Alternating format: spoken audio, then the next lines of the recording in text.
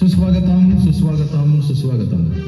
रंगदेवता आणि सर्व रसिक प्रेक्षकांना तसेच होलिका मातेला विनम्र अभिवादन करून व्हॅम्पायर गोविंदा पथक सादर करत आहे खळखळून हसवणारी आणि तितकीच डोळ्यात अंजन घालणारी एक धमाल विनोदी नाटिका देव, देश आणि धर्मासाठी. यावर्षी आमच्या मंडळातील सभासद निखिल तरे आज आमच्यात नाही, पण त्याची आठवण आमच्यासोबत कायम राहील. तर मंडळी, हे आहे एक सामान्य गाव ज्याचे नाव आहे अर्धवट गाव आणि येथे भरला आहे न्याय दरबार. तर पाहूया या न्यायालयात कोण कोण येत आहे ते.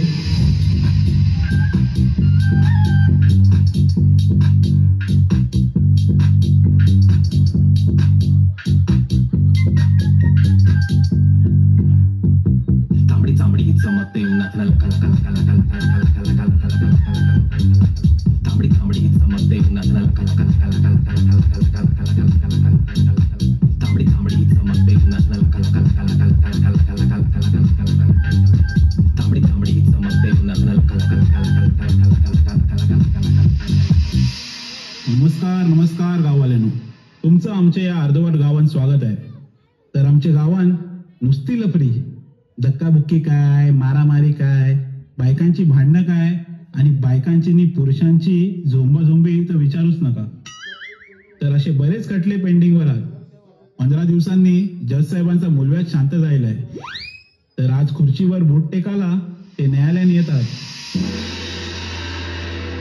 आला आलाच तुमच्या सगळ्यांचा बाप आला. Coco tiger coco.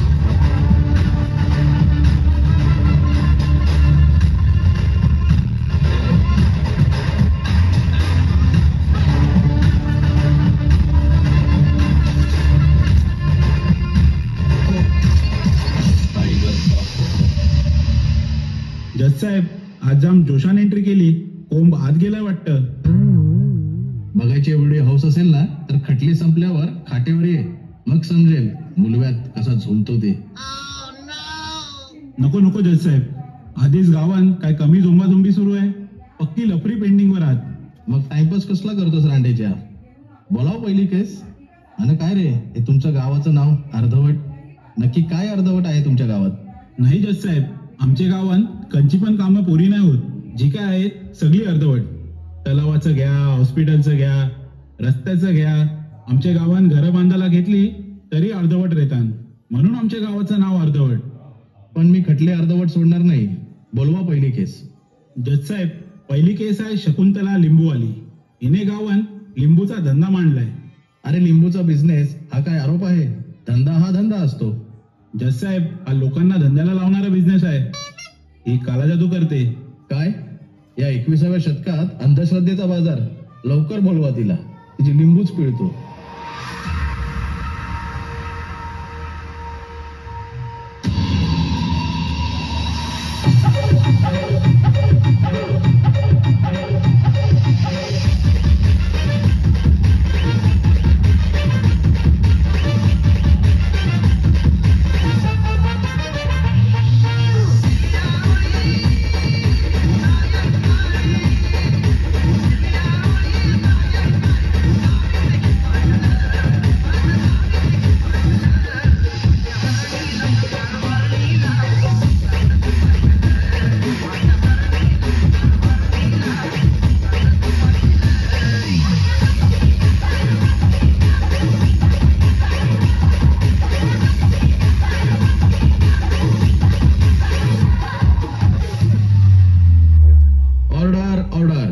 जज साहेब, हीच ती लिंबूवाली.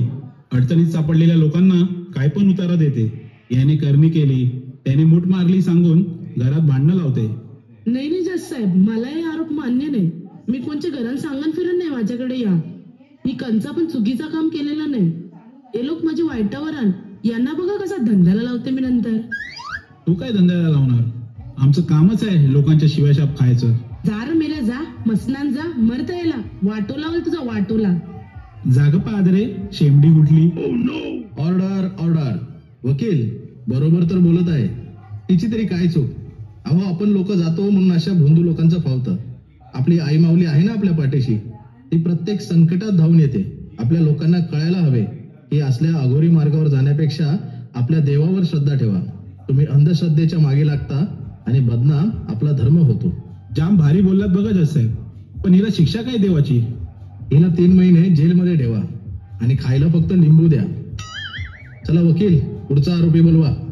जज साहेब, पुढचा आरोपी पोऱ्या आहे का पोरी तेच माहित नाही. सगळे त्याला तृप्ती घिसाई म्हणतात. निक्कर रोटी शर्ट पहन के आया साइकिल लोन, निक्कर रोटी शर्ट पहन के आया साइकिल लोन, लगा के फोन बता दे सबको बच के रहियो बाहर दिल्ली से, चंडीगढ़ से या दिल्ली से, तने चारों खाने चित कर देगी.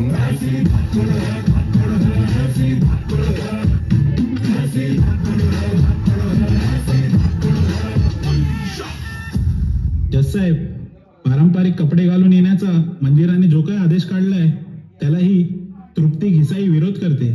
तिचं म्हणणं असं आहे, याने महिला अधिकारावर अन्याय होतोय. मंदिराच्या आदेशांना विरोध करते.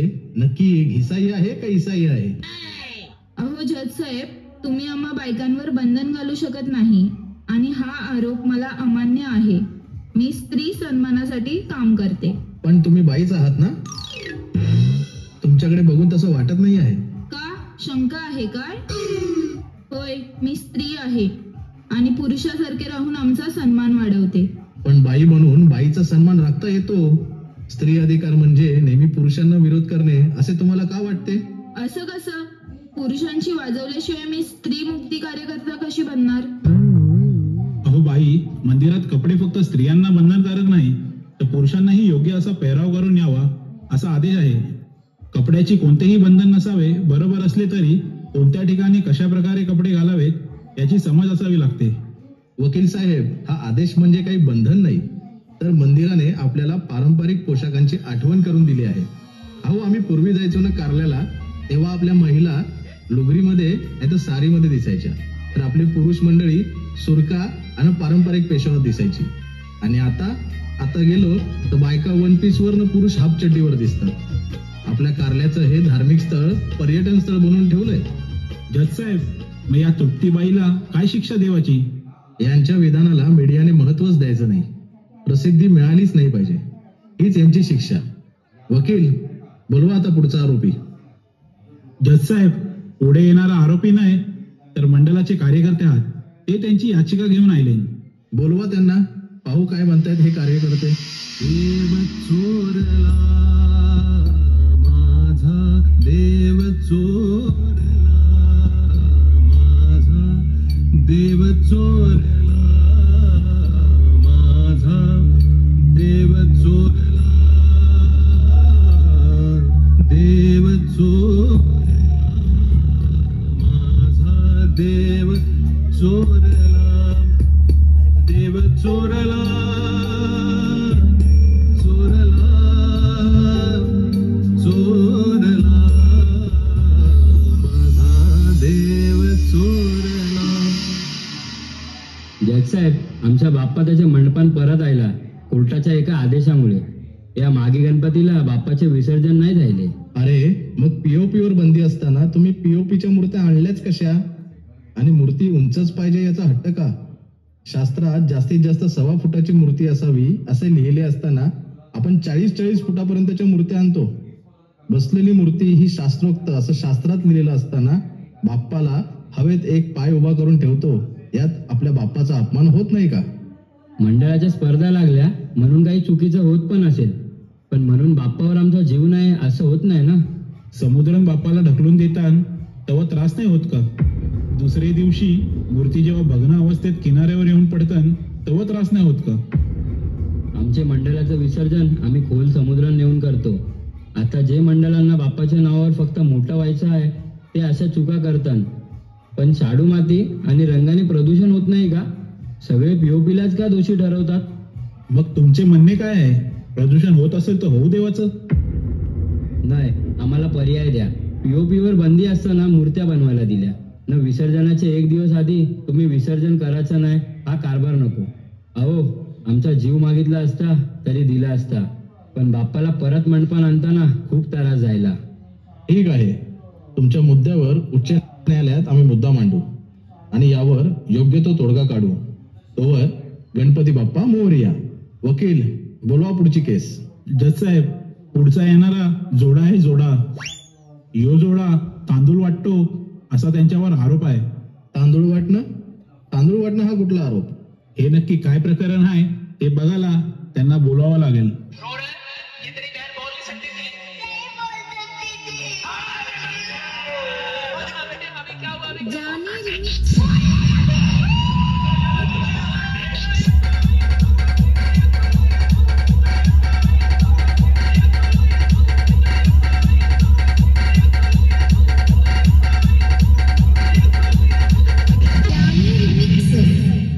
हॅलो जज, हाऊ आर यू? जज साहेब कसे आहात? बरे आहात ना? मी उत्तम आहे. तुम्ही हे बोललेलं परत का बोलतात? ऐसच बोलून त्यांनी जाम आजार बरे केलेत. तुमचे मूलव्याधाला पण नुसतं हात लावून बरा करेल यो Pintya. Yes, I can do with my fingers only. हो, मी बोट टाकून बरा करू शकतो. अरे अजून कुठे कुठे बोट टाकणार आहेस? असंच सगळीकडे उमल्या करूनशी आपल्यातल्या काही लोकांची माती फिरवली त्यांनी. I don't cheat. I have blessings of God. मी फसवत नाही. माझ्यावर देवाचा आशीर्वाद आहे. देवाचा? कंचे देवाचा? कोणत्याही देवाचा असो, सर्व एकच आहेत. आपण त्यांना धर्मात वाटलंय. देवाच्या नावावर बाजार करणारा कोणत्याही धर्माचा असो, तो धर्माला मोठा नाही करत, तर धर्माला अजून बदनाम करत जातो. पिंट्या, तुम्ही लोकांच्या वाईट परिस्थितीचा फायदा घेऊन त्यांना धर्म परिवर्तन करायला भाग पाडता. हा देखील कायद्याने गुन्हाच आहे. No, never. People like to worship God. We don't force them. नाही बाबा, आम्ही असे कधीच सांगितले नाही. ज्याला आवडते तो येतो, मग आम्ही त्याला बरोबर घेतो. आमिष दाखवून धर्म परिवर्तन करणे कायद्याने गुन्हा आहे, माहित आहे ना? Yes, I know. We just medium. People like to come. हो, आम्हाला माहित आहे, पण लोकांनाच आमच्याकडे यायची काळज आहे. काय आहे तुमच्या धर्मात? आम्ही शिक्षण देतो, पैसे देतो, चांगली लाईफस्टाईल देतो. अरे, तुमच्याकडे तर लोक मंदिरावरून पण मांडतात. धर्म परिवर्तन आज नाही होत आहे, की कित्येक वर्ष होत आहे आणि अजूनही होईल. सर्वांसमोर करू नाहीतर छुपे करू, आम्हाला कोण अडवणार? आहे का तुमच्या धर्मात कोण तुमच्या लोकांना जागा करणारा?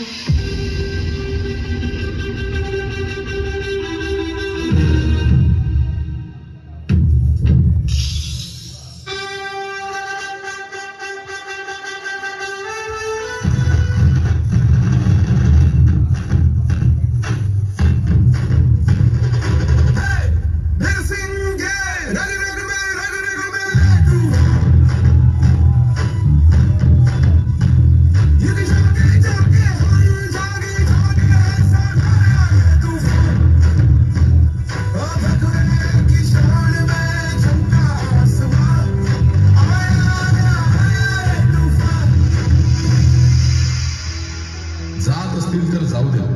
असले गुळचट हिंदू हवेत तरी कशाला धर्मात? जे आमचे झाले नाही ते इतरांचे तरी काय होणार? उद्या अजून कोणता धर्म त्यांना आमिष देईल, ते त्या धर्मात जातील. धर्म हा जीवापेक्षा जास्त जपायचा असतो हे माझ्याशिवाय दुसरं कोण समजावणार? डोळे काढले होते, चांबडी सोडली होती, 40 दिवस एक एक अवयव कापला जात होता. तो औरंग्यासमोर उभा होता. मला म्हणाला, त्याचा धर्म कबूल कर.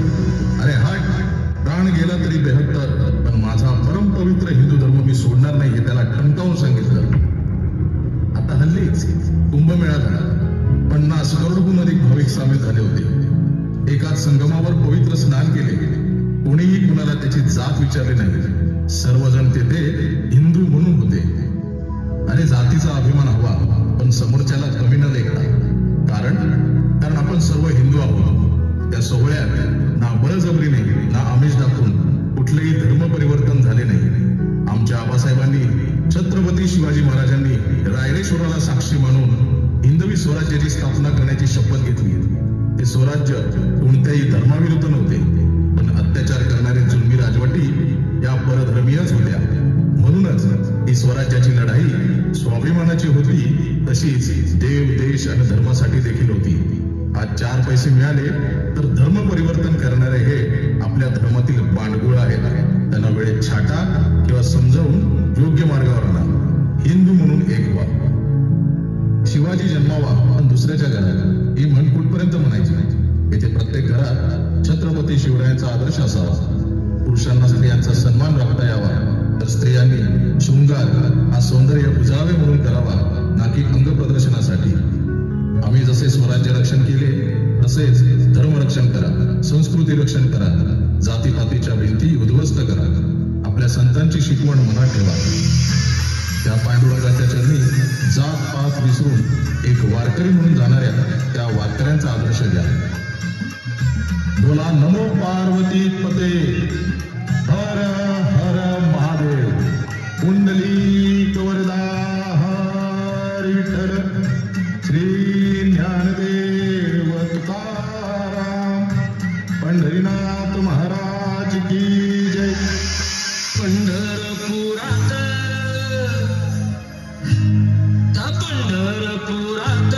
काय वाजत गाजत, काय वाजत गाजत, सोन्याचं बाशिंग लगीन देवाचं लाग.